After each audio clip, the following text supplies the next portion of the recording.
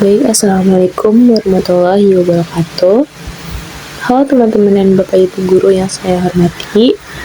Pada kesempatan kali ini kami akan membahas tentang HTTP request dan HTTP response. Jadi HTTP request dan HTTP response itu yaitu sebuah dasar komunikasi data di sebuah internet. Nah, setiap kali kita membuka website, menonton video online, atau login ke media sosial, sebenarnya itu adalah terjadi proses komunikasi antara perangkat kita dan server di internet. Komunikasi inilah yang diatur oleh HTTP itu sendiri. Jadi, apa itu HTTP? HTTP adalah singkatan dari Hypertext Transfer Protocol. HTTP adalah protokol atau alat komunikasi yang digunakan agar klien dan server bisa saling bertukar data di internet. Klien biasanya adalah browser seperti Chrome, Firefox, dan Edge, atau bisa juga aplikasi di HP atau perangkat lain yang terhubung ke internet. Sedangkan server adalah komputer yang menyimpan website atau data. Jadi HTTP itu seperti bahasa komunikasi antara klien dan server. Tanpa HTTP, browser kita nggak bisa tahu nih cara meminta data ke server. Yang selanjutnya ada konsep dasar request dan response. HTTP bekerja dengan sistem request dan response. Artinya, itu pasti selalu ada permintaan dan selalu ada jawaban. Pertama kalinya klien mengirim request, lalu server itu memberi respons atau jawaban.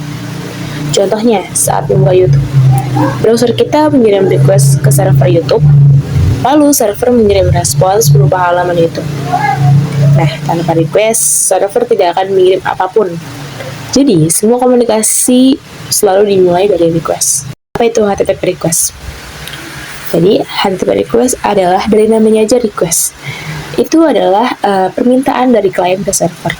Request ini nggak hanya minta data, tapi juga memberitahu server bahwa data apa nih yang diminta, dalam format apa, siapa yang meminta, apakah punya izin akses semuanya. Misalnya saat login ke website tadi, request membawa username dan password ke server. Nah, di dalam HTTP request ini terdapat 3 bagian utama. Yang pertama ada method, yang kedua ada header, dan yang ketiga ada body. Nah, method ini itu menjelaskan spesifik tujuan si request ini apa. Jadi, contohnya apakah ia ingin mengirim data atau menghapus data. Tujuan dari request ke server itu seperti apa. Nah, yang kedua ada header.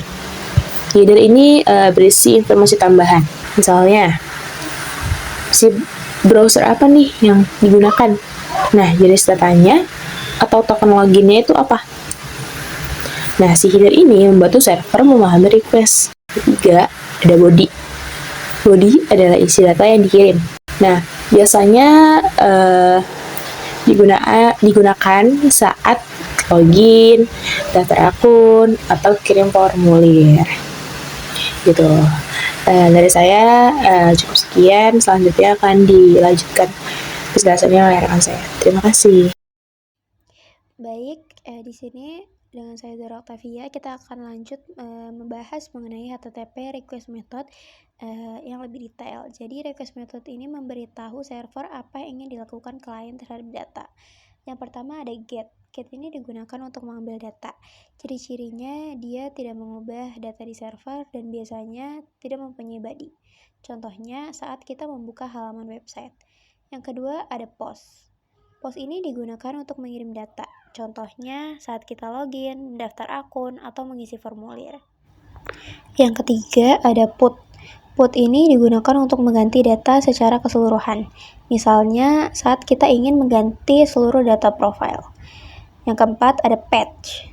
Patch ini digunakan untuk mengubah sebagian data saja. Nah, contohnya hanya mengganti foto profile. Jadi beda dengan put ini. Kalau yang put ini seluruh data profile, sedangkan yang patch ini misalkan mengganti nama saja atau profile saja ataupun yang lainnya. Kemudian yang terakhir ada delete. Delete ini digunakan untuk menghapus data. Contohnya saat kita ingin menghapus akun. Kemudian ada head dan option. Sebenarnya yang head ini mirip dengan get, tapi hanya mengambil headernya aja tanpa isi data. Biasanya untuk mengecek informasi file. Kemudian yang option ini digunakan untuk melihat metode apa saja yang didukung server. Sering dipakai dalam pengembangan web. Baik, selanjutnya kita lanjut ke HTTP response. Jadi HTTP response adalah jawaban dari server setelah menerima request. Respon bisa berisi data yang diminta, informasi berhasil atau gagal, atau cookie atau sesi login. Jika request berhasil, server mengirim data, namun jika gagal, server mengirim pesan error. Contoh bagian dari HTTP response, yang pertama ada status kode, yang kedua ada header, yang ketiga body. Selanjutnya, kita bahas tentang status kode. Status kode adalah kode angka yang dikirim server untuk menunjukkan hasil dari permintaan kita. Misalnya, kode 200 artinya permintaan berhasil, kode 404 berarti halaman yang kita cari tidak ditemukan, dan kode 500 menandakan ada kesalahan pada server. Jadi, status kode ini membantu kita memahami apakah proses berjalan lancar atau ada error. HTTP memiliki sifat yang disebut stateless, artinya server tidak menyimpan atau mengingat permintaan sebelumnya. Setiap request dianggap sebagai permintaan baru agar server tetap bisa mengenali pengguna. Biasanya digunakan cookie dan session, seperti saat kita login ke sebuah website. Sekarang kita bandingkan HTTP dan HTTPS. HTTP tidak menggunakan enkripsi, sehingga data lebih mudah diakses oleh pihak yang tidak bertanggung jawab. Sedangkan HTTPS lebih aman karena data transkripsi, sehingga informasi seperti password dan data pribadi lebih terlindungi. Karena itu, sebagian besar website sekarang menggunakan HTTPS untuk keamanan. Demikian penjelasan mengenai HTTP request dan HTTP response. Semoga materi ini bisa membantu kita memahami bagaimana website bekerja, mulai dari proses permintaan hingga server memberikan jawaban. Kurang lebihnya mohon maaf. Wassalamualaikum warahmatullahi wabarakatuh.